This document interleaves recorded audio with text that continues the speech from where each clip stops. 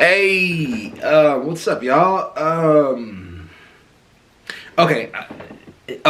So I'm interested. Okay, Jon Stewart is probably one of my favorite humans on the planet because he has the same kind of debate tactics I use, and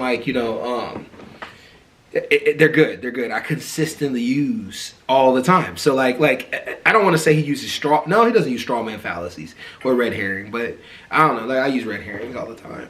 But let's see what he's got to say. I'm interested in what he thinks about the oil company. Subscribe to the channel, turn on post notifications, smash that like button, and then you know what? If you watch this video all the way through, I'll come over there and I'll give you a big hug and a big kiss. But not if you're a man. And if you have hair on your back, it might not be. I can't do that. But if all those other things are subtracted, maybe so. But whatever. Anyway, let's keep going. It's probably not funny to a lot of you, but okay. Let's go. Energy companies play an enormous role in that. Nobody has more influence with the government on mandates. And so if the fossil fuel industries truly believed the story that they're telling us, then it would behoove them to be lobbying fiercely for these mandates. Yeah. And they are not. And that is what. And they're doing the opposite. Well, okay. The industry fought that. I mean, that's, if you No, look we haven't. at, well, API has. The interesting thing about being a CEO, right? When something happens in the company, you have to answer for everything. Even if you know what happened was wrong, it was stupid, you have to be able to really go in and talk about it and be like, hey, look, this is the problem. And I think when you get stuck in these kind of moments, because fossil fuel industries have seemed to be horrible to the environment, horrible on prices, and horrible on employment, and all these things combined lead to a conversation with Jon Stewart. Let's go. The American Petroleum Institute has fought that. Yeah. I mean, to this day, they've fought against any mandates. They fight against states being able to regulate fossil fuel usage. Their position is pretty clear. I guess my point is, I don't know of a business in the history, certainly not one that's been as profitable for as long as it has as the fossil fuel industry, that cuts its own throat. Yeah. Well, let me not talk too much about API, other than to say that we don't agree with them on everything, and that we are. Aren't you on their board? Yes, and we are working very hard to, of course, change the stance of the API in areas that we believe is important. But we are fiercely lobbying behind the scenes to make these mandates work. And listen, John, there is no sort of uniform solution. The solutions we're going to need to cut the demand in aviation is different from steel, is different from. It's got to go sector to sector, even with that. Sector by sector. So what do you need? Will you need from the government? What do you need the government to help you transition? In every sector, there's a different type of government involvement needed. Sometimes putting a price on carbon around. Sometimes subsidies may actually be really helpful to kickstart something. Mm-hmm. Sometimes it's going to be a standard or a mandate that needs to be set in there. And each industry is going to fight these mandates differently. Some will welcome them, but a lot of them will fight it. Yeah, well, if they are poorly designed, they will fight it. And then from large governments, like the United States, we need international leadership. Because if you think you can decarbonize the aviation industry on a national basis, that's not going to work. Right. If you look at aviation, you can fly on biofuels. The problem with biofuels is they're 3 times as expensive as petroleum-based fuels. What you have to do is get around the table, not only with energy companies, but also with airlines, and with airports, and with regulators, and with governments. 2 years ago, when I had my first dialogue with a grouping like this, we had no concept collectively of how we were going to decarbonize. And that was only 2 years ago, was the first time. After 26 COPs. This was the first COP where the word sector was being used. Before then, everything needed to be done by the nation state. So there have been 26 climate conferences. Yeah. And this is the first one where everybody said, we should probably look at this sector to sector. Yes.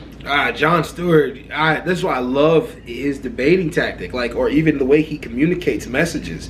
He gets you to look at somebody stupid. The guy just admitted that they've been to over 26 different conferences, and only one is where they started talking about they need to look at the climate control problem issue. Is that what they're saying? I mean, I could be wrong. Correct me in the comment section. But if that's the case, that's kind of backwards. They should have been looking at climate control. We're like the biggest carbon emission. The United States is the biggest footprint of carbon emission emission on the entire planet.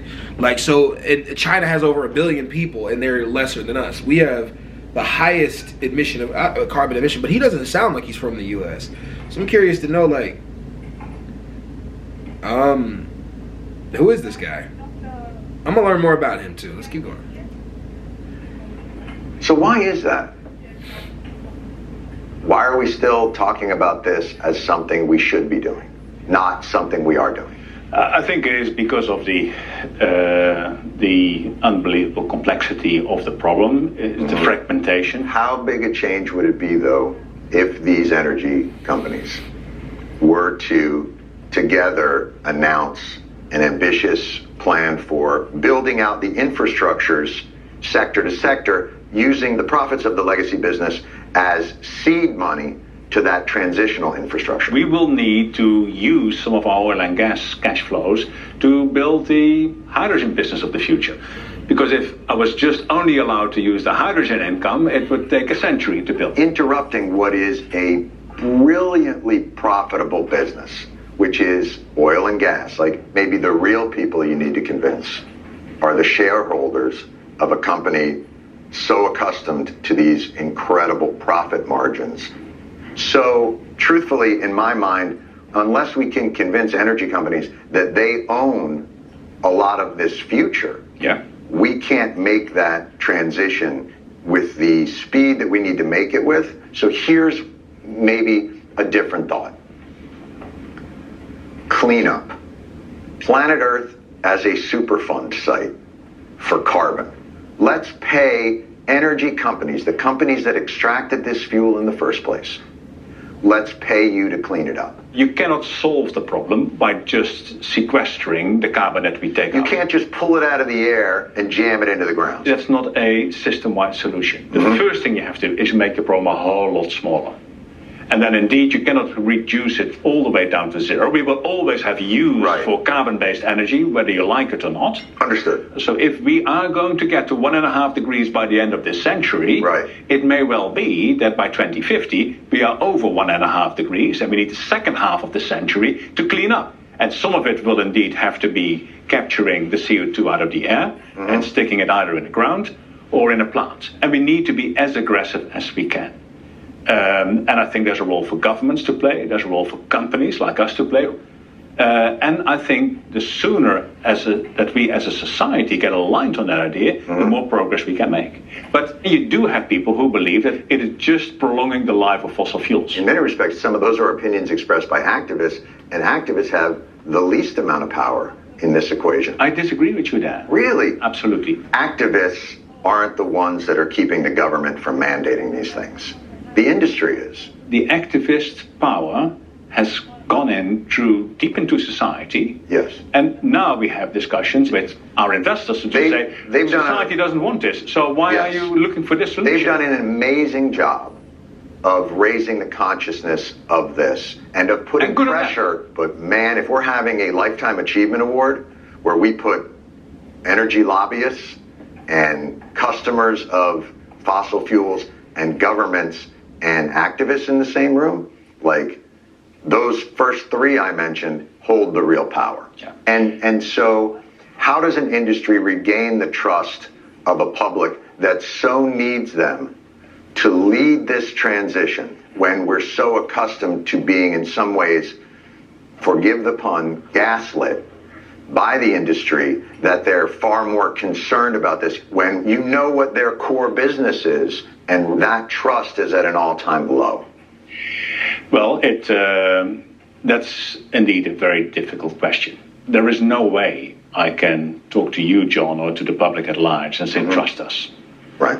Ultimately, the trust is going to be regained by delivering the proof points of change and by delivering the proof points of solutions. Thank you. All right, sir. Wait, he didn't say a solution. I don't know if you guys peeped that, but he didn't say a solution. He actually said more of a problem. He said that eventually, like, we will always still lead on energy fossil fuels in some way, shape, or form. And if energy fossil fuels are destroying the planet to a degree, how could we ever? I don't know, man.